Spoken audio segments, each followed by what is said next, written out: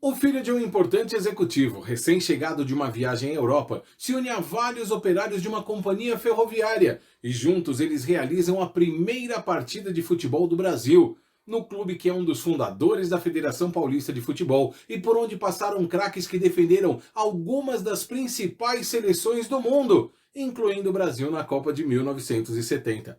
Eu sou Fausto Fazan e esse é mais um vídeo do Manto Sagrado, camisas e histórias de times que ajudam a fazer a história do esporte mais popular da Terra.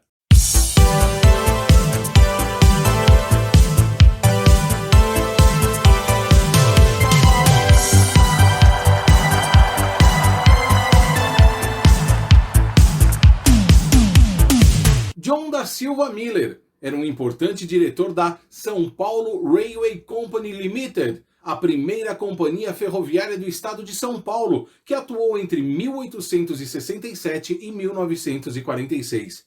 Suas linhas ligavam as cidades do Planalto Paulista através da estação Jundiaí ao litoral na estação Valongo Santos.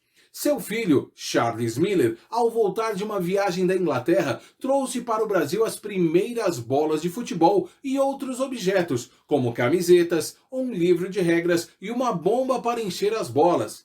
Tudo isso para introduzir oficialmente o esporte na cidade de São Paulo.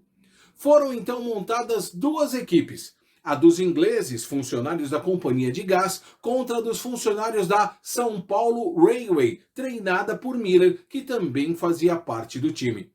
O primeiro jogo de futebol organizado no Brasil aconteceu em 14 de abril de 1895, na Rua do Gasômetro, nas proximidades da Várzea do Carmo, e o time dos ferroviários venceu o da Companhia de Gás por 4-2, com 2 gols do próprio Charles Miller. Inicialmente, os funcionários da São Paulo Railway foram aprendendo a praticar o futebol com os ingleses que gerenciavam a companhia, mas nunca eram admitidos nos clubes, pois na época o futebol só era permitido para uma elite restrita. Mas os anos foram se passando e o esporte foi ganhando espaço também na classe operária. Em 1914, em Santos, fundaram o seu Grêmio Futebolístico. Como os trens iam de Santos a Jundiaí e passavam por São Paulo, foi possível que seus funcionários disputassem jogos em ambas as cidades. Assim, em 1915, apesar da maioria residir na capital paulista, disputaram o segundo campeonato oficial da cidade de Santos e passaram a partir de então a disputar os torneios santistas da época. Na década de 1920, com a criação da segunda e terceira divisões do Campeonato Paulista, inscreveram-se no Campeonato Estadual e mudaram sua sede para São Paulo, onde fundaram de fato a equipe em 16 de fevereiro de 1919, com o nome de São Paulo Railway Athletic Club. A partir desta década, o esporte foi se tornando mais democrático, sendo praticado por funcionários mais simples ao lado de alguns diretores com cargos de destaque. E com o tempo, o time assumiu o caráter de clube operário, do mesmo jeito que outros times paulistanos, como o Corinthians, o Palestra Itália e o Juventus. O primeiro acesso do time, se assim podemos dizer, para a segunda divisão, atual A2, aconteceu em 1920, quando esteve no disputado campeonato municipal da APEA, no grupo Série A, com times apenas da cidade de São Paulo. A estreia oficial do São Paulo Railway Athletic Club no Campeonato Paulista da divisão principal da APEA, uma espécie de terceira divisão, o que hoje equivale à Série A3, foi em 1924, ao lado de equipes como São Caetano Esporte Clube e Voluntários da Pátria Futebol Clube. Mas a agremiação não foi longe. No mesmo ano, em Santos, o time faturou o torneio início da cidade no dia 31 de agosto.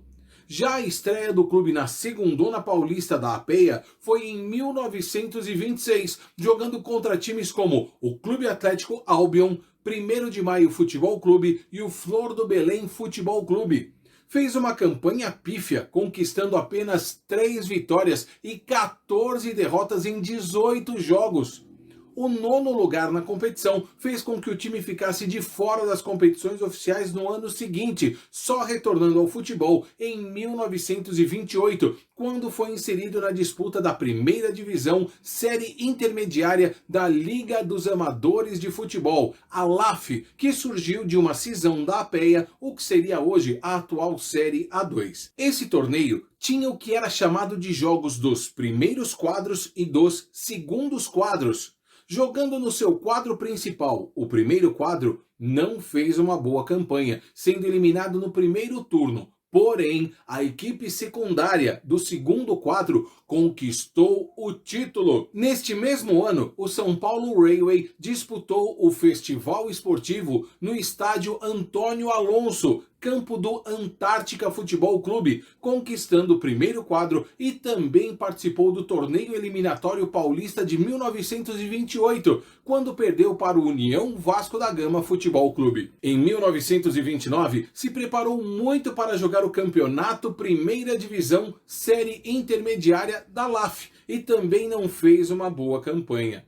Depois disso, ficou ausente de campeonatos oficiais até 1933, quando voltou disputando o Campeonato Paulista Amador de Futebol. Esse foi o seu primeiro torneio na primeira divisão pela Federação Paulista de Futebol, uma federação amadora que rivalizava com a APEA, mas que era parceira da Confederação Brasileira de Desportos, a CBD. O Campeonato Paulista de Futebol Amador daquele ano só contava com clubes da cidade de São Paulo, entre eles o Clube Atlético Albion, União Vasco da Gama Futebol Clube e o Clube Atlético Juventus. O torneio de 1933 foi realizado em 3 turnos. O torneio início, o Campeonato Paulista de primeiros quadros e o Campeonato Paulista de segundos quadros, sendo que a São Paulo Railway acabou conquistando o vice-campeonato do Campeonato Paulista de segundos quadros, perdendo a final para o Clube Atlético Albion. Ao lado de outros clubes da capital, como São Paulo, Palmeiras, Corinthians e a Portuguesa, foi um dos fundadores da Federação Paulista de Futebol no ano de 1935. No mesmo ano, o São Paulo Railway disputou a primeira divisão da APEA, que é a atual A2, e conseguiu acesso para a divisão principal.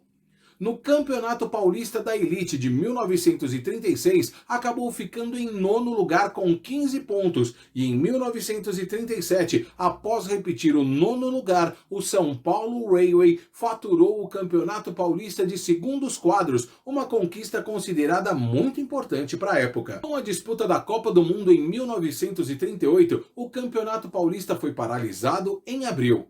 Para manter os times do estado ativos em uma competição oficial, a APEA voltou a criar uma edição extra.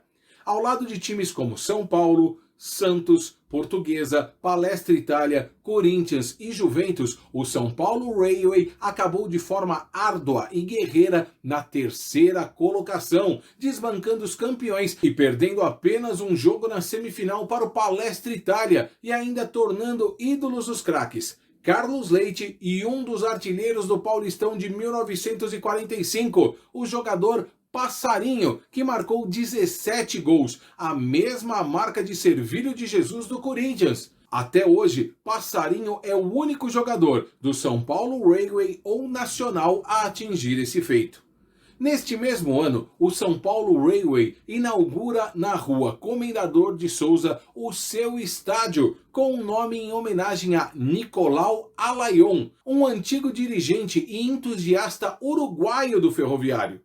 Um detalhe interessante é que este é até hoje o único estádio no Brasil que homenageia um estrangeiro. A melhor colocação em campeonatos paulistas do São Paulo Railway foi em 1939, um honroso 4º lugar, atrás apenas de Corinthians, Palestra Itália e Portuguesa, além de ter o 3º melhor ataque. Neste mesmo ano, fez uma excursão para o Paraná, onde participou do torneio amistoso, no qual realizou 3 jogos e voltou invicto para a capital paulista. O São Paulo Railway ainda teve a oportunidade de celebrar o 5º e último título da sua existência, o Torneio Início Paulista, realizado em 1943, após vitórias contra Santos, Corinthians e a Portuguesa.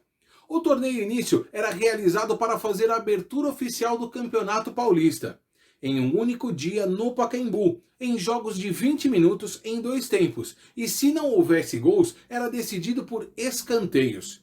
A conquista consagrou a fase de ouro que o time estava atravessando antes de seguir novos e dolorosos rumos nos anos seguintes. Com o fim da concessão da ferrovia, a São Paulo Railway Company, em 1943, começou a chamada nacionalização da estrada de ferro, e a parte administrativa da companhia e do futebol do clube tiveram que sair de sua antiga sede, a Estação da Luz. Mas 2 dias antes da entrega da concessão, o local foi acometido de um incêndio. O corpo de bombeiros chegou, mas nada podia ser feito. Ainda assim, mesmo com o incêndio, o legado permaneceu com a agremiação. Assim, sai de cena o São Paulo Railway Athletic Club para a entrada em campo do Nacional Atlético Clube. E para marcar essa nova fase, nada melhor que um bom joguinho de futebol, não é? Então foi marcado um amistoso contra o Flamengo no Pacaembu, e toda a imprensa da época deu muito destaque ao evento. Foi assim: no primeiro tempo, o São Paulo Railway jogava com seu uniforme tradicional. Na volta do intervalo, a equipe passou a usar o seu novo emblema e cores. Mesmo com o Pacaembu lotado e em festa, o Ferroviário acabou perdendo para os cariocas por 5-3. Um fato curioso, engraçado e histórico aconteceu em 1º de janeiro de 1949. O time do São Paulo recebeu o Nacional no Pacaembu em partida válida pelo Campeonato Paulista. O árbitro era um inglês chamado Mr. Snipe.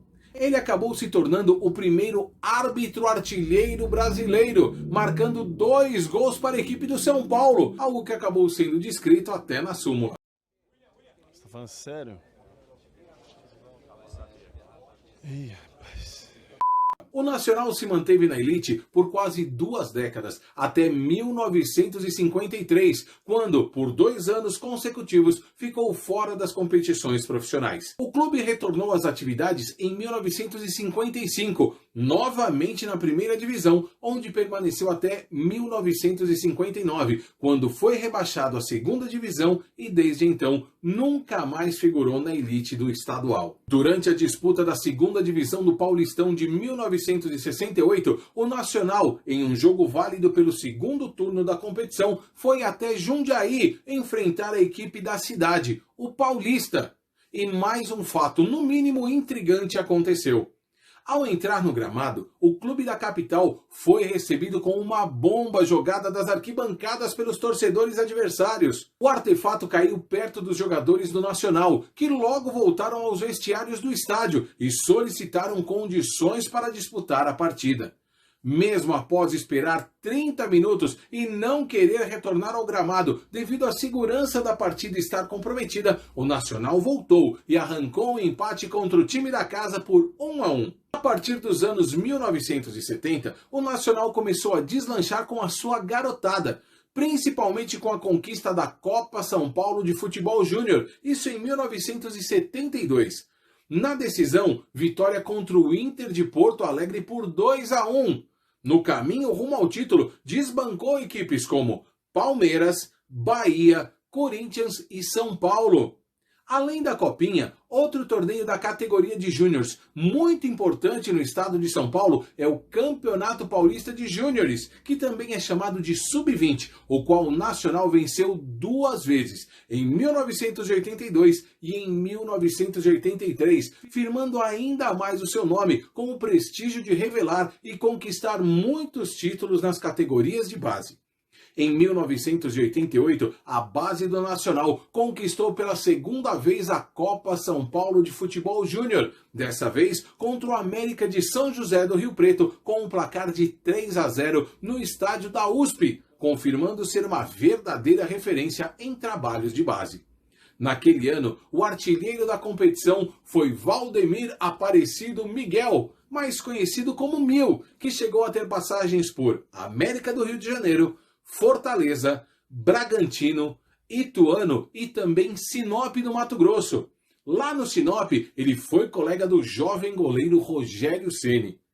O primeiro título estadual do Nacional veio só em 1994, quando conquistou a Série A3 do Campeonato Paulista, realizado por pontos corridos. Fez uma campanha impecável, somando 42 pontos em 34 jogos. A conquista valeu uma vaga na Copa Bandeirantes, onde não foi bem. 6 anos depois, em 2000, conquistou seu segundo título da Série A3, com uma campanha admirável, voltando novamente à Série A2. No ano de 2005, chegou a mais uma final de Copa São Paulo de Futebol Júnior, perdendo para o Corinthians pelo placar de 3-1 no estádio do Pacaembu, conquistando assim o vice-campeonato da competição. Em 2007, após uma campanha ruim, caiu para a Série A3 do estadual. Para piorar a situação, no ano de 2009, a equipe terminou a competição na 19ª colocação e assim foi rebaixada pela primeira vez à segunda divisão, o quarto nível do futebol paulista.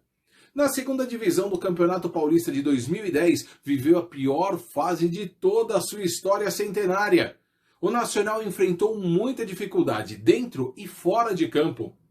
Após fazer 32 jogos em uma campanha quase perfeita, o Nacional ficou no quase, sendo eliminado na quarta e última fase do torneio. Em 2011, deixou a desejar, fazendo uma péssima campanha e acabou eliminado logo na primeira fase, somando apenas 5 pontos.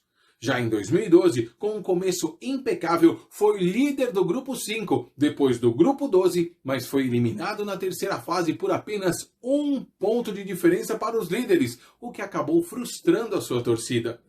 Em 2013, caiu no considerado Grupo da Morte, ao lado de equipes como Atibaia, Hortolândia e Primavera.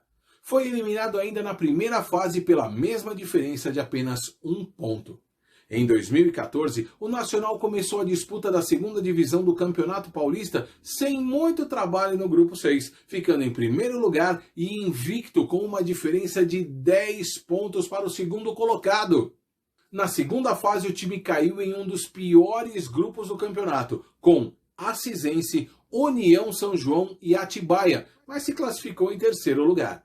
Na terceira fase, mesmo com dificuldades financeiras, o Nacional ficou na segunda colocação. Era o bastante para chegar à última fase, que também com muito esforço ficou na primeira colocação, garantindo assim o acesso à Série A3 e o direito de jogar a final do campeonato. A final foi contra a preparada equipe do Atibaia, em 2 partidas muito equilibradas, mas o Nacional se sagrou campeão do torneio e teve mais. O talentoso atacante Sócrates foi o artilheiro da temporada com 16 gols. Essa foi a terceira conquista estadual da sua história. Depois de muitas tentativas, o time finalmente conseguiu acesso à Série A2 em 2018. A vitoriosa jornada foi comandada pelo treinador Tuca Guimarães, que classificou o Nacional para a fase do mata-mata. O clube não estava entre os favoritos para o acesso, mas venceu o Rio Branco de Americana nas quartas de final e o não menos perigoso Olímpia Futebol Clube lá, em Olímpia, superando os mandantes nos pênaltis. Depois de 10 longos anos, o acesso à Série A2 do Paulista estava garantido.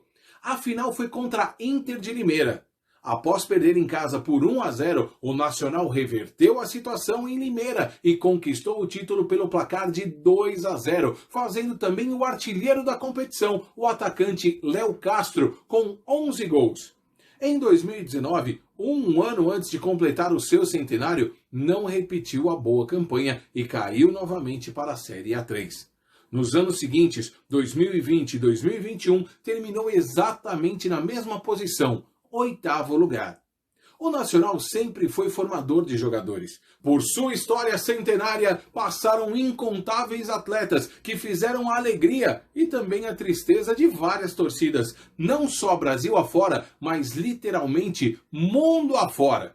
Se liguem a alguns nomes que vestiram o sagrado manto azul e branco do Nassa. Charles Miller, simplesmente o cara que trouxe o futebol para o Brasil.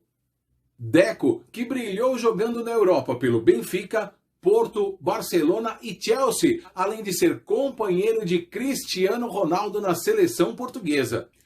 Kaká, atacante importantíssimo no Stuttgart, tanto que chegou à seleção alemã. Félix, o mitológico goleiro titular da seleção tricampeã do mundo em 1970. Dodô, o artilheiro dos gols bonitos, que passou por grandes times do Brasil e também na seleção. E Cafu, lateral com passagens por São Paulo, Palmeiras, Roma, Milan e que foi o capitão do Penta na Copa do Japão-Coreia.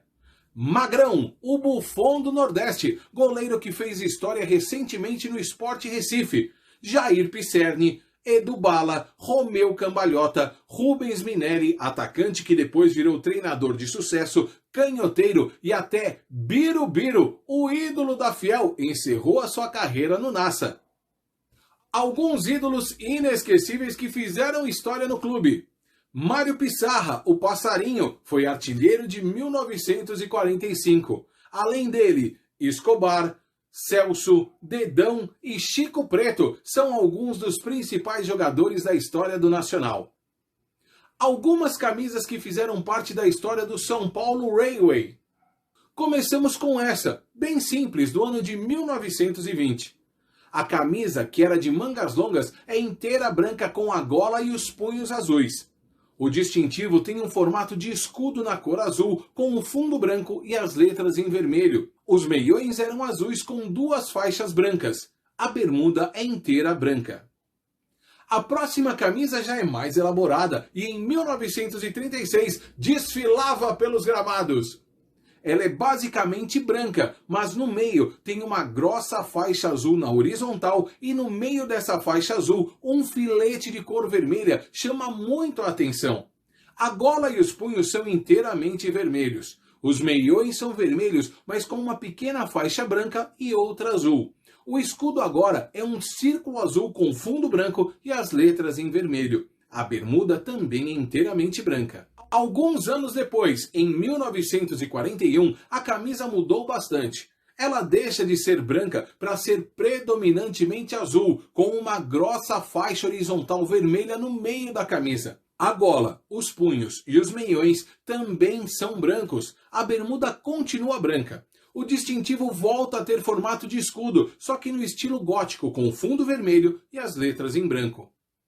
No primeiro jogo como nacional, a camisa era listrada na vertical em azul e branco, com os números em vermelho. Outra opção era a camisa toda azul com golas e punhos brancos, ou a camisa toda branca com finas faixas azuis na vertical. E o manto sagrado que eu trago para você hoje é essa camisa bonitona aqui do Nacional Atlético Clube. É a camisa número 1 do ano de 2021 e 2022. Ela tem faixas verticais azuis e brancas. Ela tem a gola em V com um detalhe em vermelho aqui na frente que é muito bonita. O tecido é Drytech poliéster com absorção mais rápida do suor. Ela tem um escudo aqui no canto bordado muito bonito.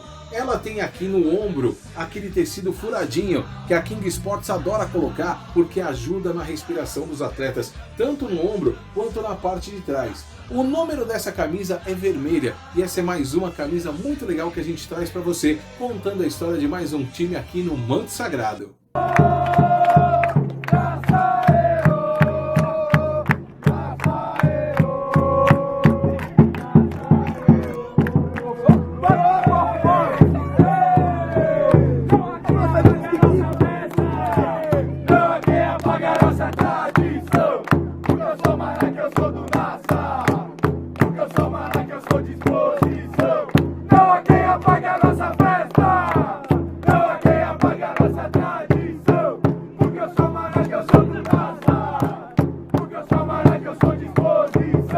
E esse vídeo do Manto Sagrado não teria sido realizado sem a ajuda importantíssima do meu amigo Leandro Massoni. O Leandro Massoni é jornalista, locutor e autor do livro Nacional nos Trilhos do Futebol Brasileiro, que em breve vai ganhar uma versão em audiobook.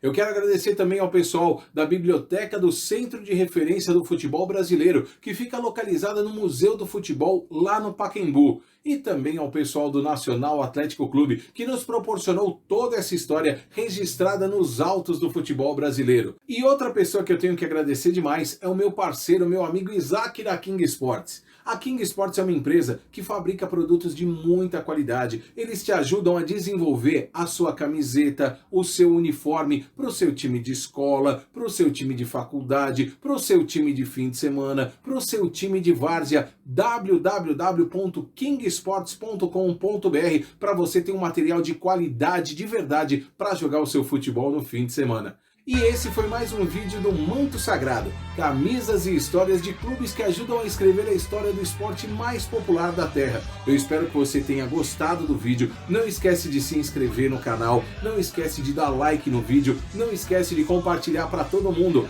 Logo logo tem mais, fica ligado, valeu!